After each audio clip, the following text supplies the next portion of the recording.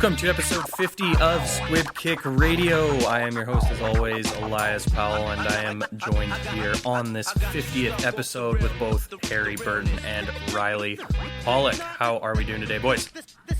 I'm doing good. I can't believe we actually hit 50, Eli. The way this idea started, I didn't think we'd get much past 5 episodes, if I'm going to be honest with you, but here we are, 2 seasons and 50 episodes later, and still kicking. Yep, it has been a run for sure. Harry, how are you doing, buddy? I'm doing good. Been here for a handful of episodes, and sweet, yeah, not all of them. Nice, yeah. You were here for the first one and the 50th, though, Harry. Yeah, that is true. There we go. That's a milestone.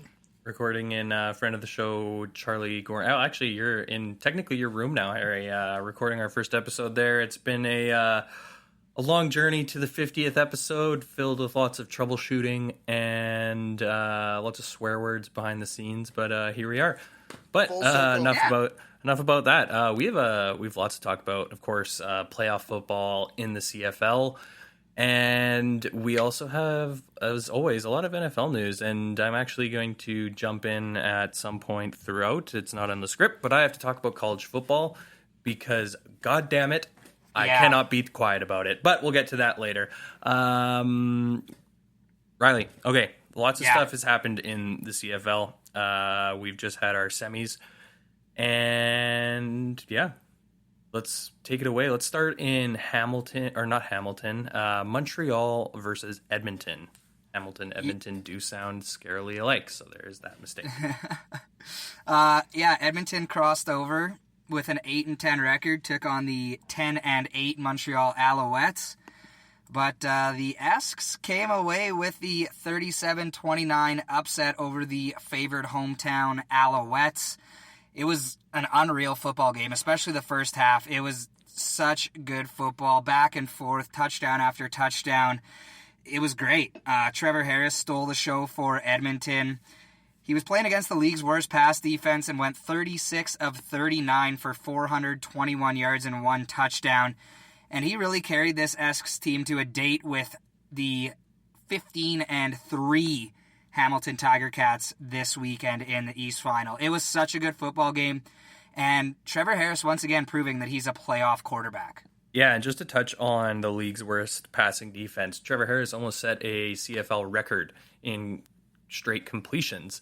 I believe he came one short of tying the record of 23, I believe it is, Riley, or is it 22? It may have been, I think it's 23. I know he got up to 21. Yeah. But I wasn't sure if it was 21 or 22 that he ended with. So, I'm pretty sure he was just one shy of that record. And that was to start the game. Yeah.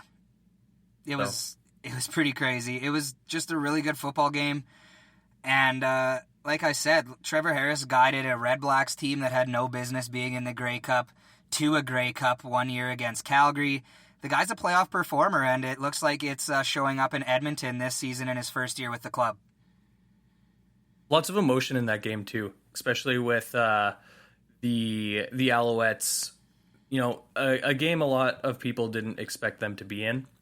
Yeah. But coming out, getting a chance, having a young quarterback it was a lot. You could see that in the emotion after the game that they kind of didn't really expect to see there, but a lot of learning that happened in that game for a pretty young football team. Yeah, and I mean, Kahari Jones, first-year head coach, that team would have run through a brick wall for that guy.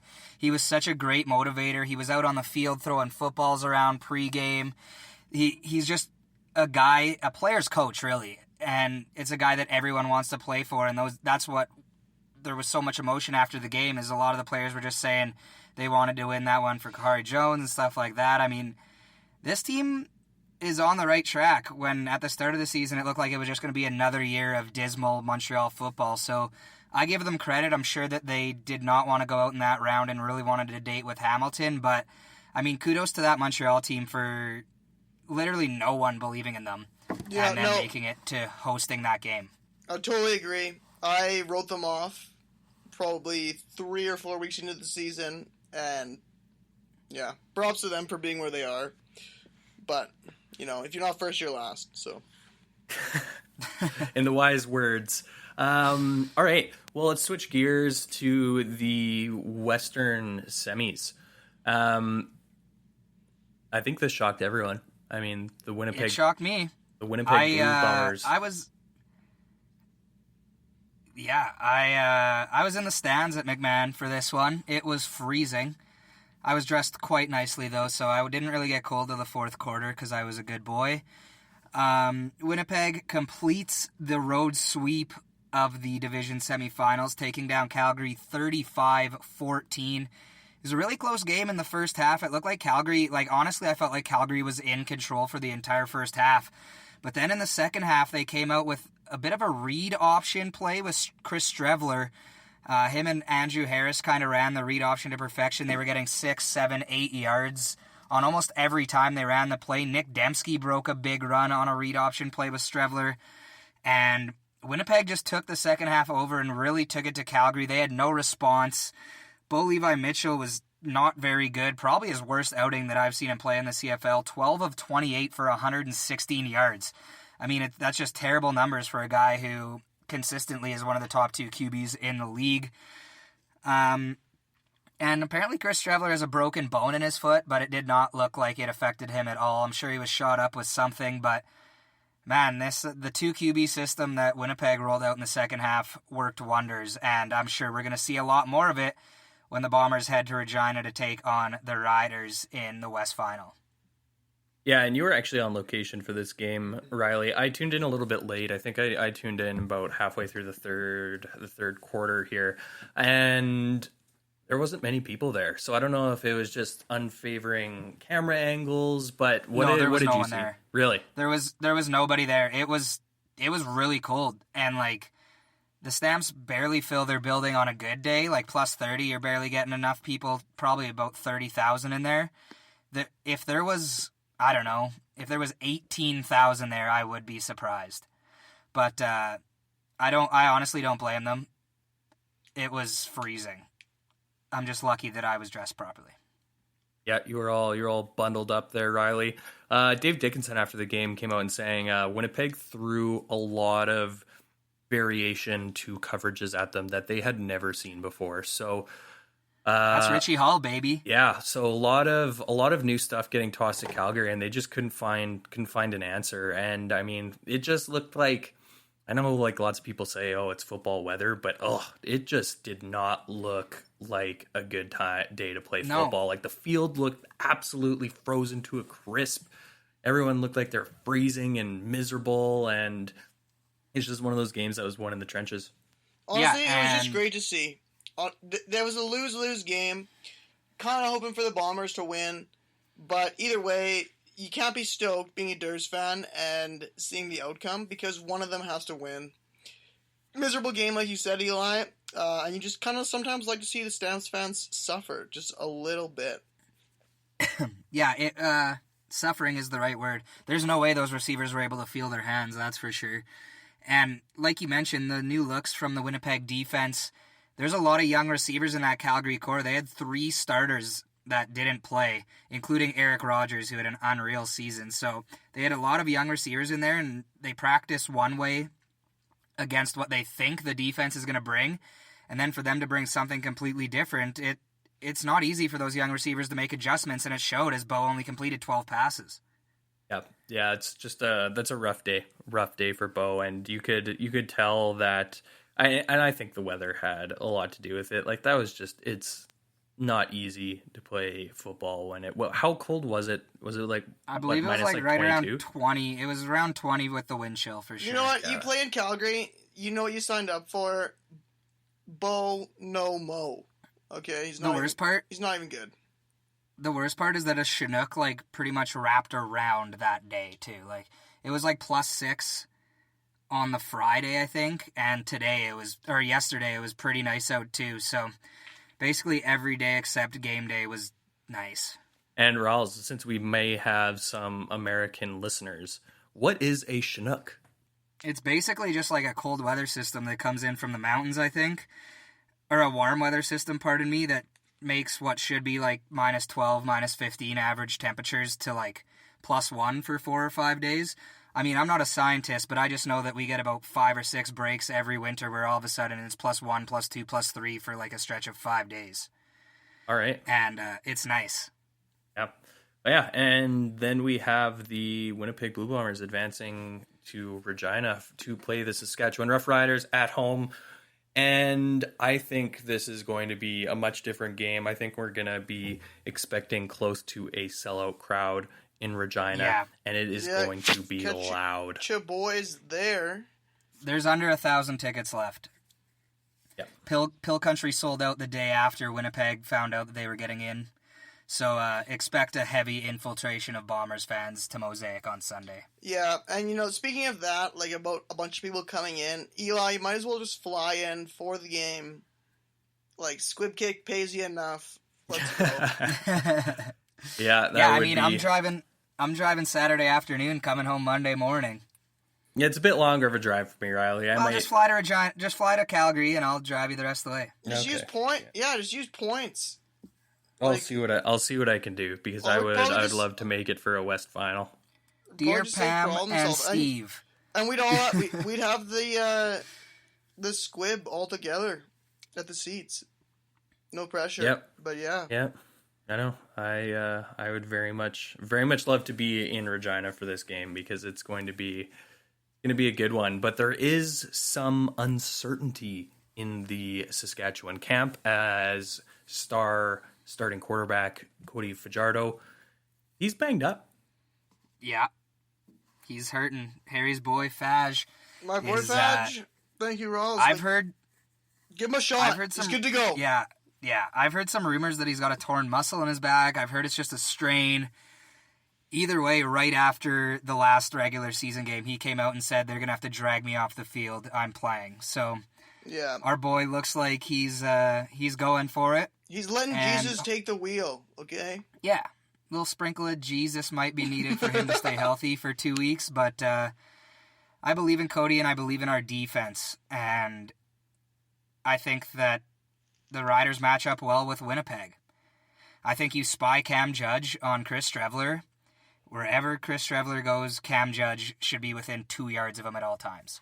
And you stick 2 dudes on Willie Jefferson. Yeah, Willie Jefferson's last 6-7 games have been nothing special. I didn't even notice him in the West semifinal. Yeah, but against the Durs, he's got that fire, especially at Mosaic Stadium. You got to watch out for him. Yeah, and this is the time where Micah Johnson comes to play too. I'm sure this guy will go full beast mode in this playoff game.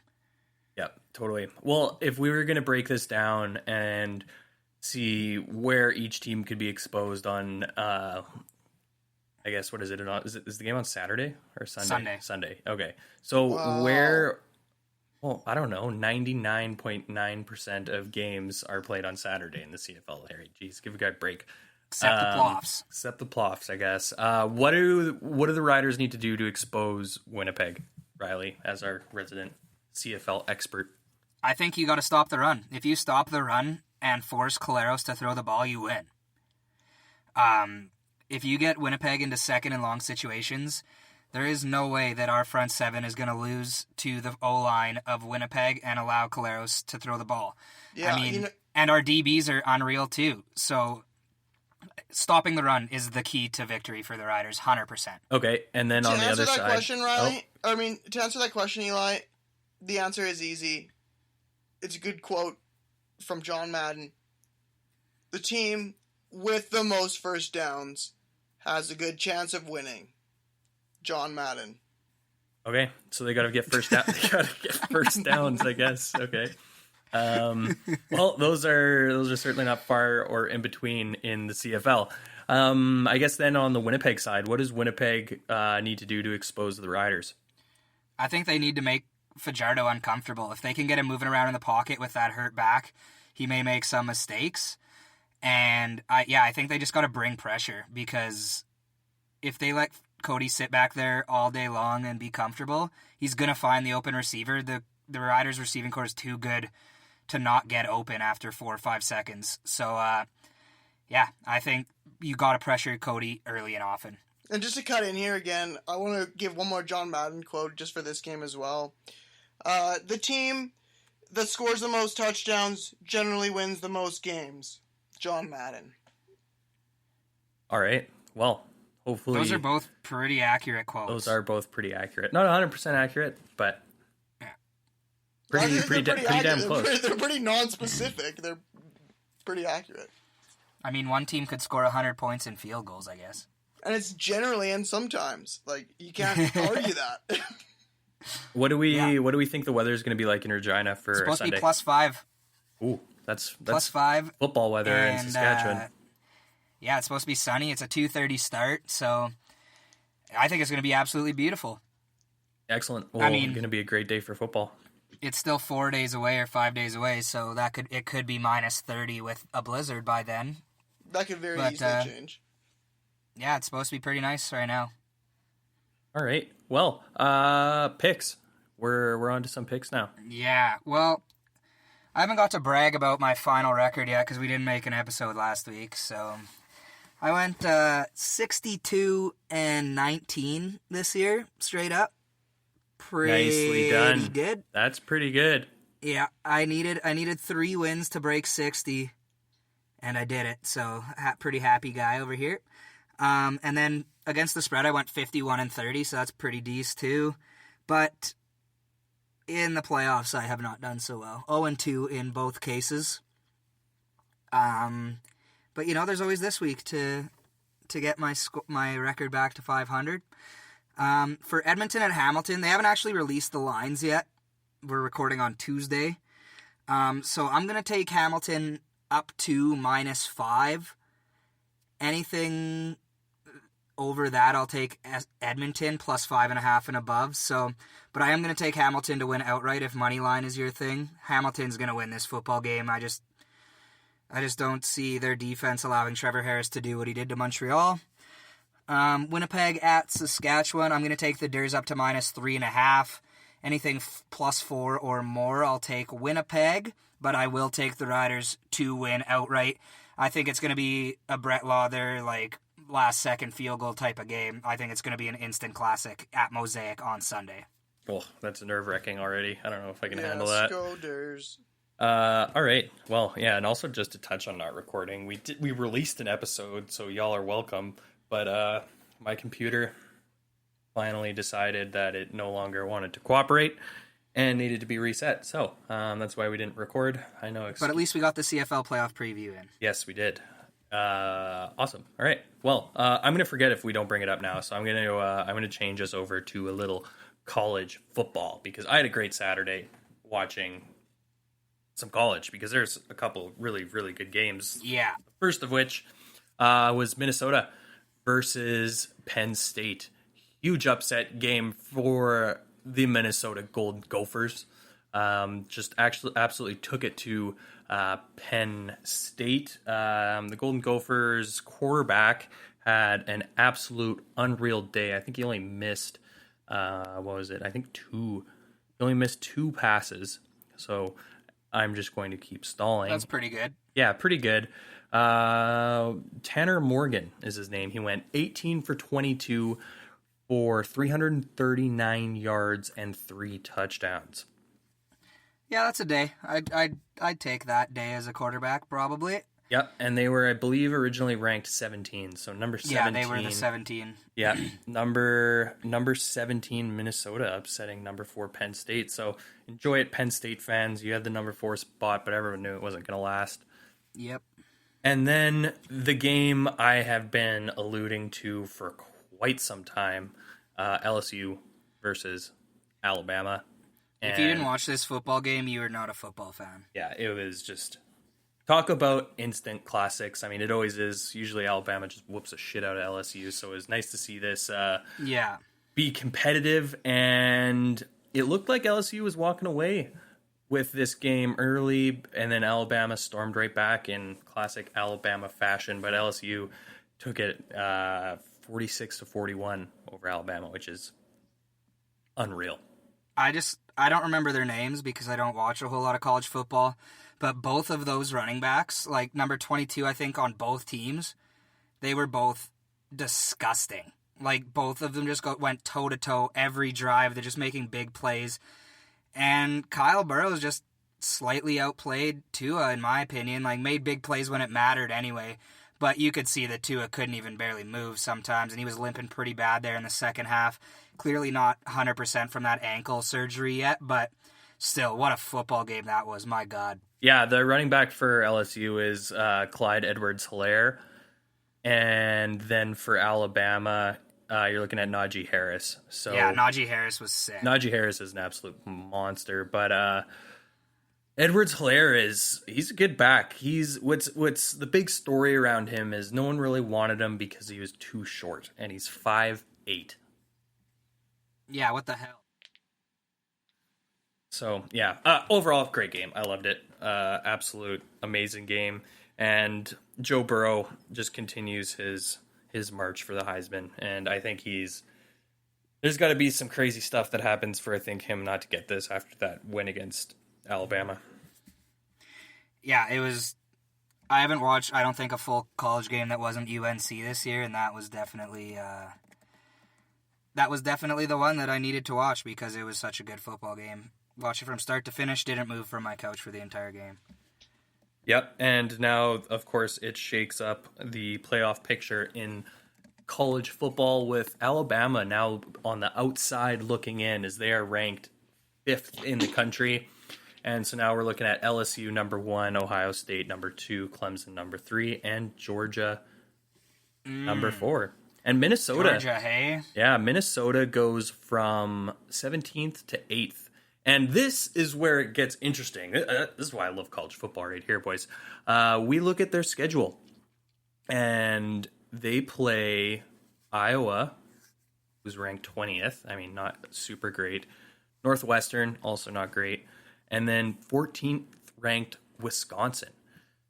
So, if any of those teams slip even a little, Minnesota could make a push. How many losses does Minnesota have? 0. They're 9-0. Oh. Yeah. Well, yeah. I mean, yeah, if they go undefeated, they'll be biting at that college football playoff. Yeah, they'll be biting at Georgia's 8-1, and aside from Clemson, Ohio State, and LSU, they are the highest ranked undefeated team. So interesting. Very interesting. I love the college football playoff just because I know that UNC is never going to be involved in it. Yep. So it's fun just to see fans freak out. Yep. And Georgia has a big one this Saturday. I think it's Saturday, whatever November 6th is. Oregon's got to be up there, hey? Yeah, Oregon's up there. They have a loss, though. But Georgia plays 12th-ranked Auburn, and then it's pretty much gimmies. So, I mean, they've still got one tough game, so anything could happen. Is Auburn's only loss to Alabama? Or do they have 2 losses? Auburn has 2 losses. Ah. Yeah. Tough one. Yeah, they lost to LSU and Florida. Mm. Oh, yeah, because it was LSU that went Auburn and then Bama back-to-back, right? Yeah, yeah. Yeah. And they escaped undefeated. Yep. So, exciting stuff. Exciting stuff. And, when you have Alabama that's out of the college football playoff, anything happen. Yeah. I think Clemson's getting overlooked because Sunshine isn't playing as good this year, but Clemson. I don't know, man. Clemson's got a pretty soft schedule. I mean, so did Bama. Bama has played, besides LSU, 2 teams over 500. Yeah, but they also play LSU. Clemson really doesn't play a good team. The ACC's not a good time. No, it's not really. But anyways, so yeah, that's my rant. That's my rant on college football. I'm super stoked. It was a great weekend for college football in general. And actually, you know what? Just because we're tossing out potential theories, the Ohio State Buckeyes still have to play Penn State and Michigan. So 2 not terrible football programs. So you never know. Ohio State can get bounced. Yeah, that's true. Ohio State's been pretty nasty. Didn't they put up 73 points this week or something? Yeah, against Maryland. So congrats. But whatever. Yeah. All right. Well. All right. Well, that is it. That's my college football rant. So let's now switch over to some NFL. All right. So I don't know what happened in the NFL. I guess lots of stuff. Hey, your Falcons. Let's start with your Dirty Birds. Oh man, it was such a good time.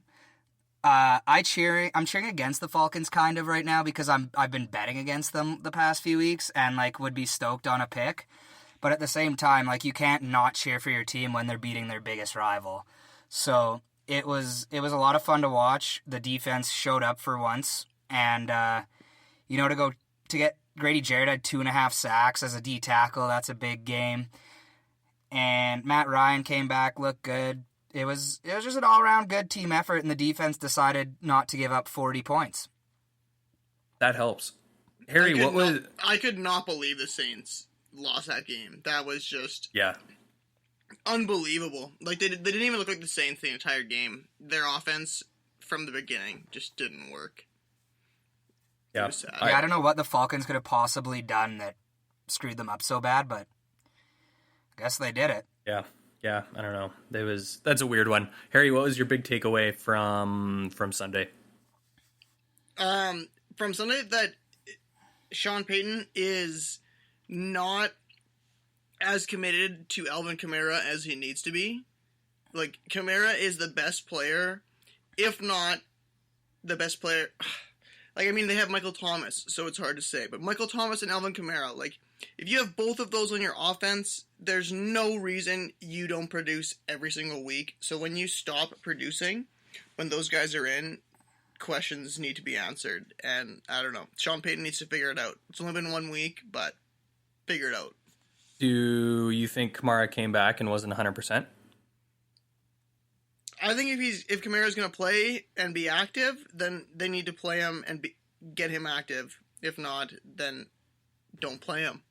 As simple as that. Especially with a running back, they don't have a big shelf life. Yeah. Come on, Sean Payton. Yeah, figure it out, Sean. I need Kamara to get points. Stupid. All right. Kamara's my boy. How about your boy Patty Mahomes falling to the Titans, Eli? Yeah. What the heck happened there? Yeah, that was a tough one. I mean, Patrick Mahomes looked pretty good for dislocating his knee a couple weeks ago. So there's that. Yeah, their defense is just poop. Yeah, their defense isn't great. A couple of big injuries as well. Their sack leader for the year. I forget his first name, but his last name's Ogba. He's done for the year. He had season-ending surgery. So that sucks. So the defense probably is in a pretty rough state, but I mean, whatever. They've got they've got some young superstars on their team, and they'll right the ship. They'll right the ship eventually. And then another big takeaway for me, as much as I want to say it, is the Cowboys. Yeah. Like, that's it was bad play calling, in my opinion. They ran 3 straight times. And gave the ball back. I don't know. It was just terrible play calling, in my opinion, that led to them losing that game. Yeah, I saw a statistic today on Instagram that it just had a couple of the top receivers. I can't pull it up right now because I don't know what account posted it. But when Amari Cooper is targeted, Dak Prescott has a QBR of 114.1, which is insane. Yeah. He catches everything. Which he got traded from Oakland because he couldn't catch a cold. Yeah. Well, I mean, he was good on Oakland, and then the team kind of just gave up on him, and that became, they had the Jopsies, and that became very obvious. Yeah, when the team hasn't bought into you, it's hard to buy into their system, and it's hard to do your job well. Yeah, clearly, I'm with Amari Harry. is a stud. Yes. Yes. Yeah. There it is. We have our first F-bomb that I have to edit out on the podcast, and it is only fitting that it's on the 50th episode. Can you put like a ding over it? I don't know. Yeah, I'll think of something to put over it. It might be like one of those. I'm getting fired up talking about sounds. Amari. Because although he's on the Raiders anymore, he's still my boy. Yeah. And he's a stud. There it is. Out of all the stud. Khalil Mack talk we've had with Harry and the Raiders and the rebuild and the draft picks, it's Amari Cooper that gets the F-bomb out of him. That's what I'm talking about. That's tight. But yeah, I am with Harry though. I think Oakland totally just they gave up on the guy. But he did also have the drops. He had a bit of the yips, as I like to say. And then goes to Dallas and is just an absolute monster. Like they cannot let this guy walk out the building. Jerry Jones needs to give him everything because realistically, he's more important than Zeke. I was saying that in our group chat. Like Amari Cooper is 100% more valuable than Ezekiel Elliott because you could put anyone. It makes their quarterback better. Yeah. Or good or relevant. Yeah. And you can just put any running back behind that Dallas Cowboys O-line, and they are going to be top 5 in the NFL in rushing. It's just... Which they've proved year in and year out. Yeah, it's just what they do. When you spend all of your first-round draft picks on linemen, that's what happens. So it'll be... I don't know. Is he going to take a pay cut? Is Dak going to take a pay cut? Is Jerry Jones going to go to Dak and be like, hey, man, you're not that good, but Amari makes you that much better. Doesn't Amari have another year on his contract? Yeah, he does. So can wait. They can wait a year. The salary cap will increase. All will be well in Dallas. But they got to sign Dak.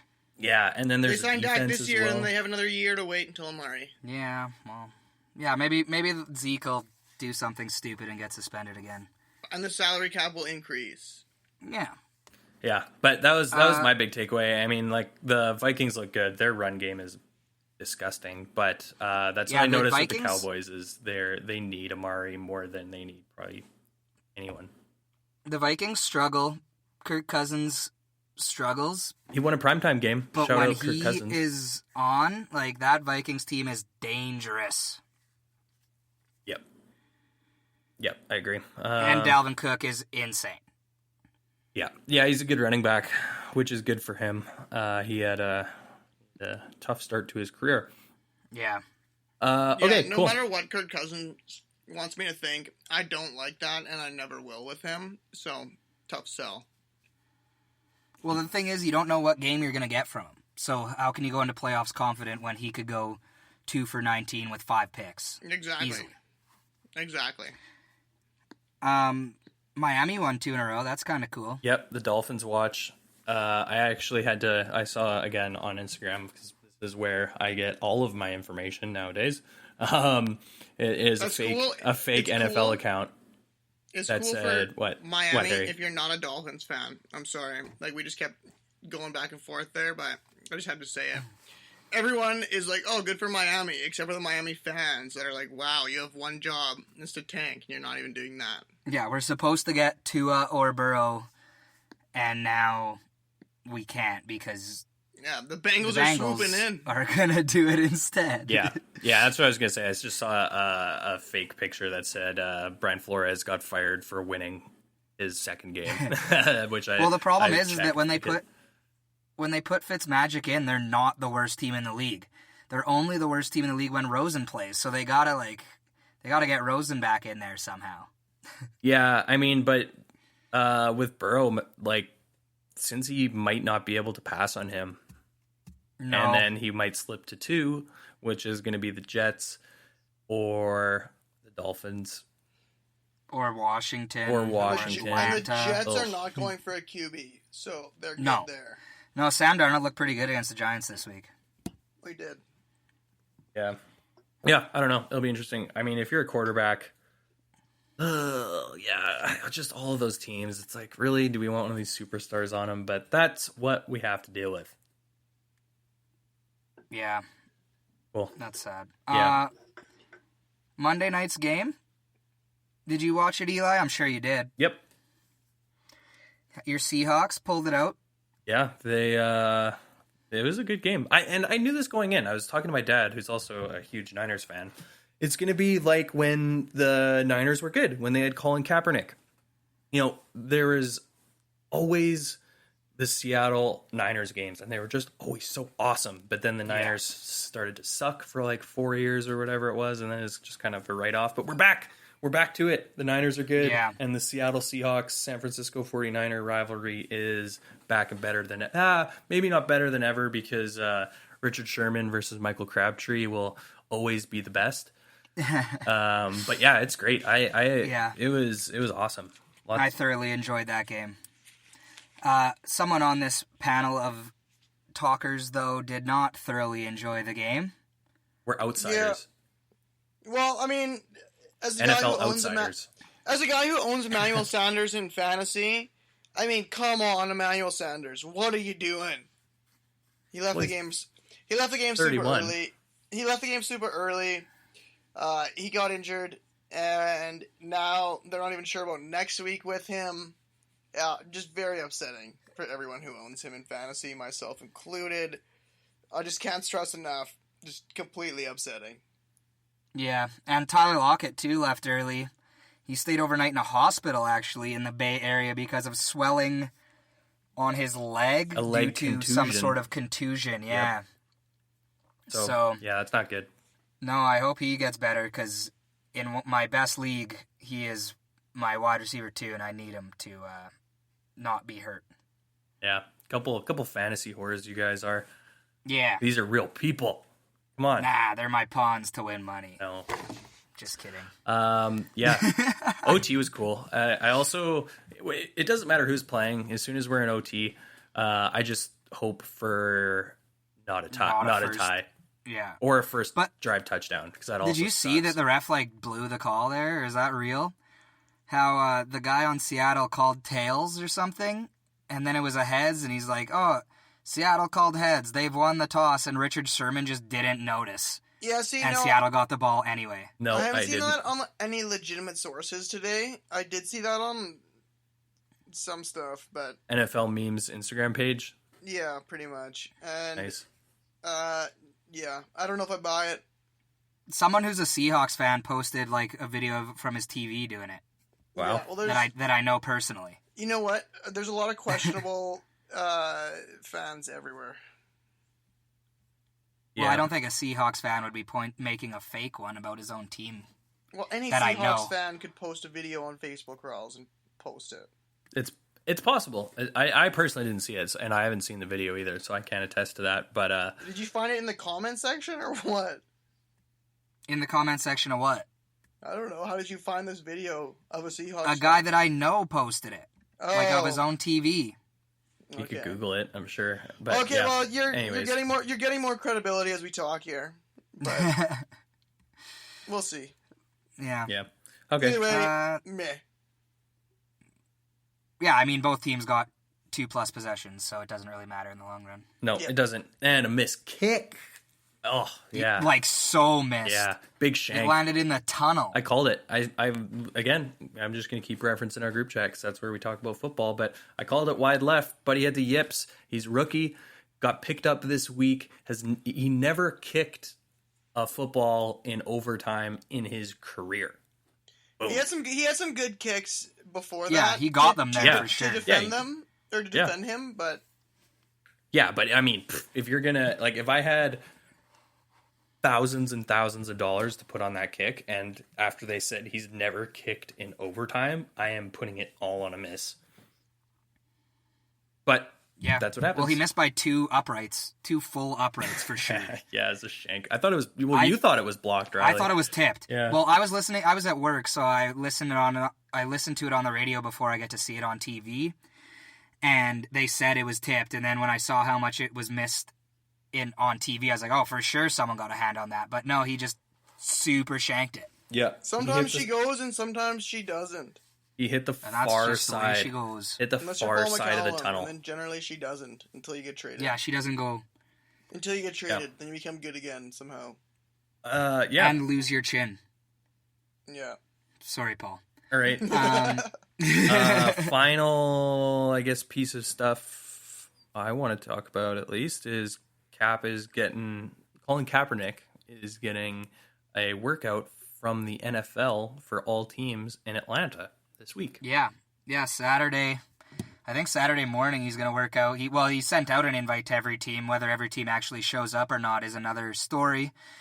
But, the NFL set him up a workout, apparently, to try and, I don't know, prove that they weren't colluding to not sign him, even though they super definitely were. Yeah, If the Dolphins coaches aren't there, you know they were colluding. Because what do the Dolphins have to lose by going there? Nothing. Same with the Bengals. Same with the Bengals. The Bears, yeah, Like there's Bears. a lot of teams that need to be there. any team that's not a contender that has a shitty quarterback should be there. Yeah, I mean, the guy went to a Super Bowl. So, Yeah. I don't know. This stinks. This has NFL Publicity collusion. stunt? Yeah. No, I don't think publicity. It's more so like internal grievances. Like, I bet this is just some freaking stipulation in some legal document from his investigation. Yeah. Where they're like, hey, we are going to host you a trial. Or not a trial, a tryout. Tryout. Yeah, I guess. This stinks. This stinks for me. I think this is a ploy. And I would love to have an Atlanta beat reporter go in and see who's there. You know, like, I want to know what teams are there. Yeah. But more importantly, the personnel that they send. You know, if you get is it some like college intern? Yeah, some B-level assistant that Yeah. doesn't even like go on the field and doesn't do anything. Yeah, it would be interesting. I mean, and of course, I mean, this is going to be in probably the huge spotlight this week to see sort of what goes down. But yeah, this stinks to me. The NFL's up to something ugly here. Yeah. But yeah, we'll see what comes of it, I guess. yeah, it could just be my bleak outlook of things too. I mean, I hope everyone shows up. I would love to see Colin Kaepernick get back in the NFL. That'd be awesome. But we'll see. Yeah, I guess we'll see. All right, well, we have a couple weeks worth of predictions to go through here, boys. Yeah. Not good weeks. No, we're not great. You know, when I come away as the best of the past 2 weeks, something terribly wrong happened. We're having an off year, or at least I am. Yeah. I'm not going to go through all the week 9 games because I'm sure they're mostly forgotten by now. Yeah. But Eli went 1-3 in week 9. Ugh. His lone win being Baltimore beating New England, so Oh. I'll give you that one. You know what? Yes. Let's talk about that because we didn't record. I was going to rub this in all of your faces. I think more specifically Harry. Harry, you took New England, I'm pretty sure. And I believe you said there is no way that Baltimore wins this game. And I knew it. I was telling everyone, all my gambling friends at work and stuff, is just like, if you enjoy betting on sports, put it all on the Ravens. It was awesome. And it was your only win of the week, so Yeah, there you I go. stand by it. It's my flagship win. Last week you went 2-2. You had KC minus 6.5 versus Tennessee. That lost. Cleveland plus 2.5 versus Buffalo won. Good for you. Rams minus 4 versus Pittsburgh lost. And Seattle plus 6 versus San Fran won. I'm pretty sure Russell Wilson, when he's on like the plus side of the spread, is like 8-0 in the past 2 seasons or something. That's awesome. Yeah. Also, so I saw some sort of stat like that. Side note, just because I forgot to say this, Russ is a primetime player. That guy lives for Sunday and Monday night. Oh my God. He's my MVP as of right now, for sure. Yeah. Lamar Jackson's close. It is close. It's a 2-horse race for me right now. But yeah, so you went a total of 3-5 over the past 2 weeks to bring your record to 19, 20, and 1. So bad. Harry went 2-2 in week 9. In week 10, he had Detroit plus 6 versus Chicago. That lost. He had the Jets minus 3 versus the Giants. That won. KC minus 6.5 versus Tennessee lost. And LA minus 4 versus Pittsburgh lost. So Harry also went 3-5 over the past 2 weeks. He's now 24-16. He has a 4.5 game lead on Eli right now. We went really slow over my losses there, but yeah, that's fine. Let everyone just soak in your losses. That's fine. I went 2-2 in week 9. In week 10, I had KC minus... All three of us took KC minus 6 versus Tennessee and lost. That's the second time this year that all three of us have picked one game and lost. I can't remember what the other one was, but I know for sure that it's happened before. Philly minus 5 versus Chicago. Got that one. Pittsburgh plus 4 versus the Rams. Got that one. And then I was so down on my Falcons that I took New Orleans minus 13.5 versus them. Do I smell a Falcons curse? And then they won. Maybe I should just pick the team playing the Falcon, just ruin my picks. You gambled on that. You gambled on that on Sunday too with your real money. I did, yeah. Yeah. Burned you. I love when it doesn't happen to me. Yes. Well, you usually bet on the... Well, actually, it didn't really matter what you did. No, it didn't. Anything that involved the Falcons, you lost. Yeah. Anyway, I went 4-4, so 2-2 both weeks, as usual. And I'm 18-22 now. I've gone 2-2 every week except the first week when I went 0-4, boys. That's the way she goes. Yeah, I've tough. been literally 500 for 9 straight weeks. You're like Andy Dalton, dude. You're the epitome of mediocrity. Yeah. If you could pick out the 2 wins that I would have every week, you'd be a rich person right now. Anyway, advancing to our Week 9 predictions. I guess it'll go me, Eli, Harry still, as the standings haven't changed, but I'm only a game and a half behind you right now, Eli. Yeah, I know, it's bad. Tough look for sure. I mean, but I'm catching up I'm 5 games back from Harry. Yeah. I need some magic. That's more than a Harry's full had week 2 of undefeated picks. weeks. I got to start betting strategically. I got to now, Yeah. before I give you my picks, I got to look at who Harry's betting on, and I just got to go the other way, because, I've got a couple of the same ones. Harry went 8-0 in weeks 2 and 3. Yeah, I know. And that's really tough. just carried him so far. Anyway, I guess I'll go first. All 3 of us have this game this week, too, so it's going to be wrong. But Pittsburgh plus 2.5 versus Cleveland. I love how Pittsburgh's D's been playing lately. Yeah, me too. And Cleveland is useless. So I'm going to take Pittsburgh plus 2.5. I'm taking Atlanta plus 6 versus Carolina. I hate the Panthers. This is another one of those rivalry games, but I just couldn't bet on Carolina. I like New Orleans more than I like the Panthers for sure. And, so I'm going to take Atlanta plus 6. They're going to win their second in a row. Jets plus 1 versus Washington. This is basically a pick-em. I just liked how Sam Darnold played last week, and I just think that the Jets will just be slightly better than the terrible Washington Redskins. And then Baltimore minus 4 versus Houston. This is going to be a QB battle. These are 2 young, really, really good quarterbacks, and I can't wait to see it. But Baltimore's rolling, and I think they're going to take it minus 4. So to recap, Pittsburgh plus 2.5 versus Cleveland, Atlanta plus 6 versus Carolina, the Jets plus 1 versus the Redskins, and Baltimore minus 4 versus Houston. Eli. Yeah.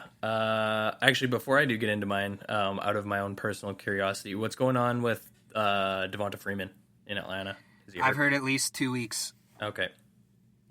All right. But that other running back that came in for him looked better. Brian, what is his name? Brian Hill or something like that? Hill, yeah. Yeah. Poor Ito Smith on the IR. This is his chance. Yeah. Poor guy. Anyways, I have New England minus 3.5 against the Eagles, a little Super Bowl rematch. And Tom Brady's probably angry, and you don't like Tom Brady. Do you think that the defense angry. has a bounce back? Oh yeah, for sure. They're going to crush the Eagles. And then also sorry, Robbie. Tom, you don't like Tom when he's angry. Okay, I'm going New Orleans minus 5.5 against Tampa. And also, like Riley said, Pittsburgh plus 2.5 against Cleveland. And I'm going on the opposite side of Riley. I'm going Houston. I'm going Houston plus 4 against the Ravens. Show me something, Deshaun. Show me something. Interesting. Yep. So I guess recap really quickly. I went through those pretty quick. I mean, I didn't really justify them a whole lot, but whatever. I'm 19-20, so it doesn't matter what I say. No. New England minus 3.5 against Philly. New Orleans minus 5.5 against Tampa. Pittsburgh plus 2.5 against Cleveland, and Houston plus 4 against the Ravens. And now for the champion. First place in the league, held on since week 1, Harry Burton.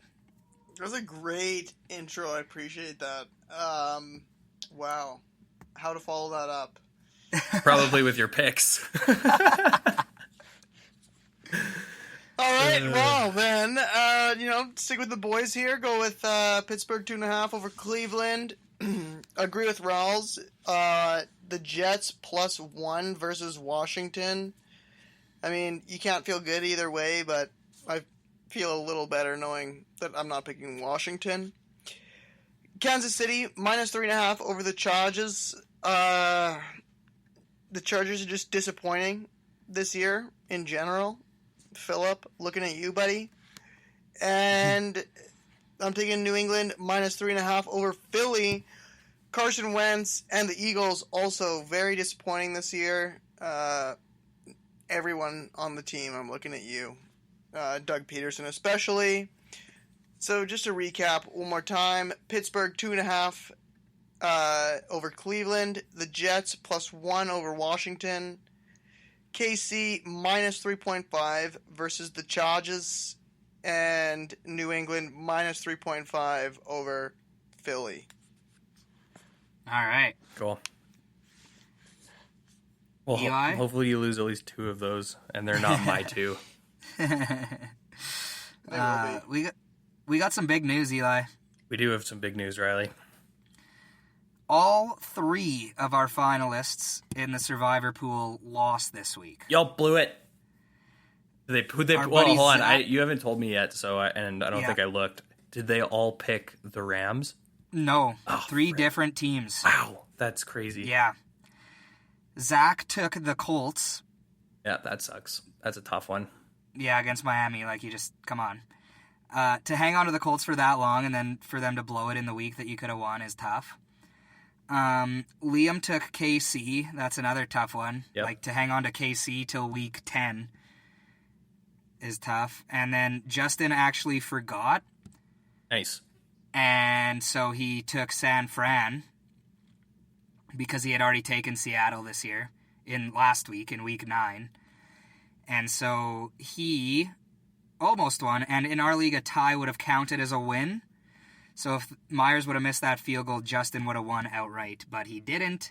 So all 3 of them are big losers. But, we figured we'd give a jersey away anyway. So this is what we're going to do. We kind of discussed this pre-show, what we were going to do. So each one of them is going to give us a total score from the Monday Nighter this week. What they think the 2 teams combined will score.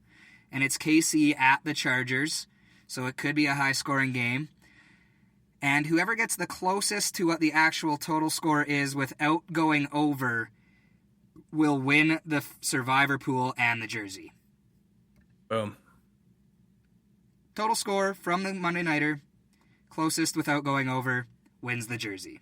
All right, nice. And we are also going to we're going to recap the Fantasy League next week because I just got all of my computer stuff switched over and I am not logged into Yahoo. So stay tuned, as they say. Yeah. And we've already packed this episode with so much info. Yeah, we're almost at an hour. Your guys' brains are either bleeding or about to explode. Or I'm sure both. the CFL fans are happy with the 18-minute CFL talk we had, though, today, boys. Good work. Hey, Makes me happy. We got into college, too. I mean, I love me some good college, and we haven't talked enough about college. Agreed. But yeah, that's all we got for you guys today. Do we want to talk about the location thing? The old geofilter. The old geofilter. Well, Might as well.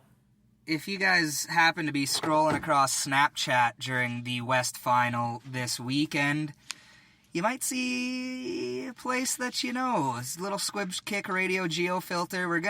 We haven't quite figured out the contest yet, but basically it's probably going to be a send in your pictures using the geofilter, win something kind of thing. But yeah, please use the geofilter, spread the word about our podcast, and have fun at the game this weekend. Let's go, Deers! All right, well, check us out on... Actually, I'm going to throw in a statistic here just because, again, I'm scrolling through Instagram as we're doing this. The average top 25 team in college football would have just a 1.3% chance of being undefeated with the same schedule as LSU. Boom. Damn. That's a statistic. Anyways. Boys are playing good. Yep. Check us out on the social medias at Squib Kick Radio. If you're located in Regina, come swing by and try and find these 2 clowns at the Rider game. And with that, we will talk to you next week. Peace.